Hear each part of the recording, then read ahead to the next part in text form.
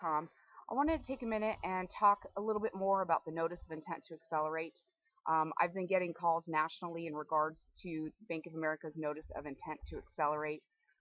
They have been getting a lot more aggressive about issuing them. They did some restructuring within the company, and they've gotten a little bit more aggressive in regards to their foreclosure proceedings altogether. So a notice of intent to accelerate is Bank of America's last internal attempt to collect the amount they are owed. Again, it's an internal attempt. They, at that point, have not enlisted a foreclosing attorney, which will save you some attorney fees that may be added onto your loan if they move forward to a notice of default.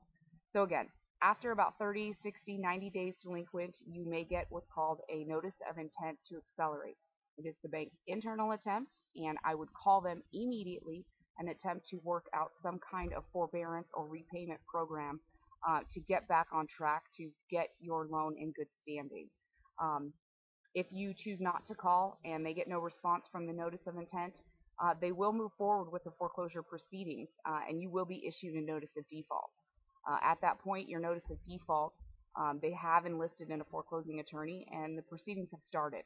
Um, so in order to avoid those fees and adding on the attorney fees and the foreclosure proceeding fees, you're going to want to get the notice of intent handled quickly. I would encourage you to call the bank right away and get some kind of payment arrangement set up with them. I would also want a disclaimer here and say that California law is a lot different than other states. I'm not familiar with every state. I could tell you that California um, and Bank of America, for that matter, is getting a lot more aggressive about the foreclosure proceedings. So you're going to want to act quickly and make your decisions. And the other thing is make sure that you follow through on your payment arrangement. If you make an agreement, stick with it. If you can't, you need to communicate with the bank and write everything down and make sure you try to get it in writing.